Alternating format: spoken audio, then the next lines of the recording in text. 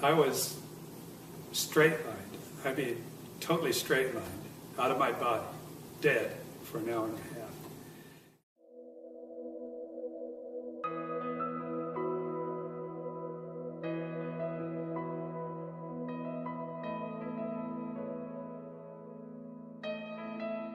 My name is Richard Cole, and I am 72 years old. I have never been what I would call religious. I've always believed that there was a God, and I believed that there was Jesus, but I've had doubts. I've been a doubter before, but I'm no longer that.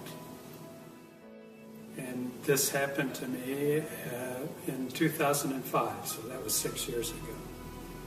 And so how it came about was that I was on my way to Monterey. I go up there every year for the historic car races. While I was stopped at the stoplight, I had a pain that started in my jaw, right in the mandibular area, went down my jawbone, down my carotid artery, and into my chest. I said, "Oh, this is strange." My friend and his wife said, "What's wrong with you? You don't look very good. What's your symptoms?" I said, "Well, my hands feel a little sweaty and I feel a little clammy." I said, "I don't know what's going on." He says, "I'm going to take you to the hospital." I said, "Oh, I'll be okay. I'll go home and take an aspirin. This will be done with." He says, "No, we're going right now." So we went in and they put me on a gurney because there was no room in the emergency room. My blood pressure was extremely high. And they gave me a couple of shots right away to try and get my blood pressure down. And then I went right into the x-ray room, and they gave me some x-rays, and came back in a little while, and Steve, the doctor, a friend of mine, says, "You have a serious problem." I said, "Oh, really?" And he says, "Yes." He says, "You have an aneurysm, but what's worse, it's split, and I think you're bleeding internally." 5 o'clock the next morning, I was in the the ready room rather, at Cottage Hospital. An anesthesiologist came in and says, "Well, I'm going to, give you a shot right now, and then you're going to go off to sleep." I said, "Okay." I said, "Is the doctor here yet?" "Yeah, he's here." So I asked to see him. I said, "Okay, what are you guys going to do to me?" And he says, "What we have to do is cool you down to a real low temperature, and when we do that, it'll be just like chopping a hole in Lake Michigan in the ice in the middle of the winter.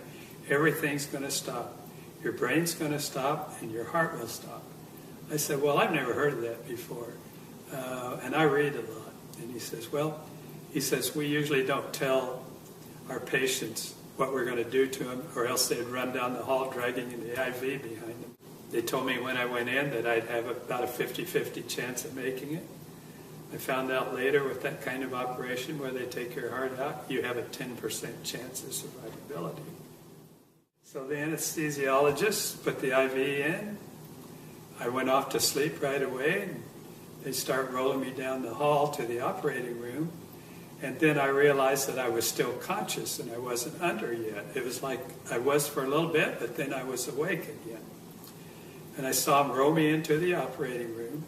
And so I wanted to tell the doctors that, "Hey, you got to give me some more of whatever it was you gave me because I'm not out yet." But I couldn't speak. I didn't have any pain or anything like that. I just could not open my mouth and get the words out, even though I tried very hard to tell them that I was still conscious. So I'm laying on the table, and there are 3 doctors standing over me and 2 nurses, and they all have their gowns on, their masks on and everything. They're ready to go. And I heard the doctor ask the nurse for the scalpel, and she got it, and she started to open me up from right here down to here. He did. Opened me up like that, and then they got an electric saw out and started cutting my breastbone open. And then I saw them go down and start to take my heart out, and then everything went black. But I was still conscious, but I couldn't see anything. And it was like a heavy black fog, and I'm just standing there looking around. I couldn't figure out what to do next or what was going to happen next. Right then, two beams of light came over my right shoulder, so I started to turn around and look over my shoulder to see where it was coming from. And then I heard a voice, and the voice was very authoritative, not loud, but he says, "Don't turn around." And I'm thinking, well, why not? And he says, "Don't turn around, because if you see my face, you'll have to stay here." And he says, "Now, that'll be okay if you stay here, but I have a job for you, and if you disobey me, I won't be happy."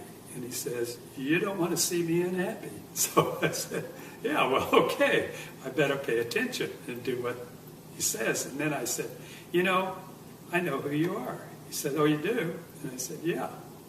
And all during this conversation, I had a feeling of where he was, that he was walking back and forth behind me, that he was sitting in a white throne, just a plain chair, didn't have jewels or anything on it, but just a plain white chair.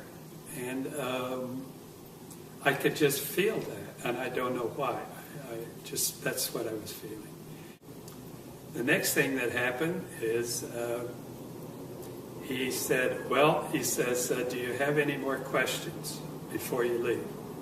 I said, I said, I got to think about this. And I thought, I was thinking really hard, what am I going to ask God?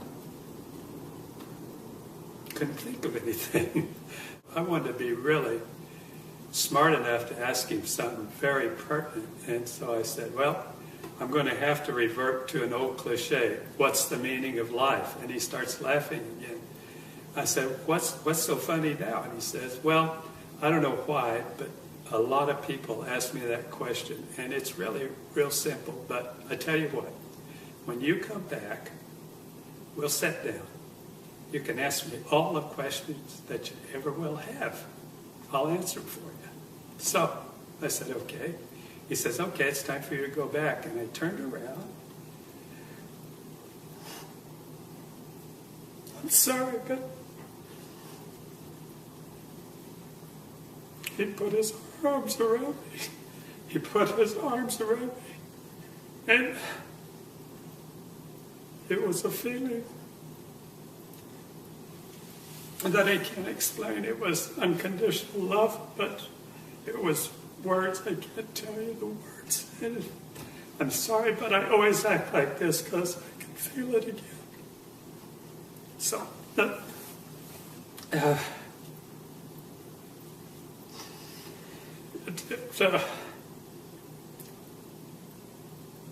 it changed my life. And the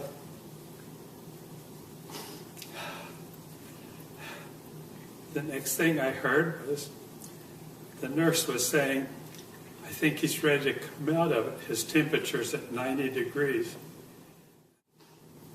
9 days later, I was discharged from the hospital. First thing I wanted to do was go out and tell everybody I knew what happened to me.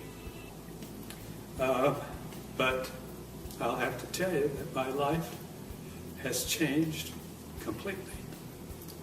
I'm no longer afraid of death. All the problems that I thought were problems are all gone. I don't have any problems. I don't have anything that gets me down.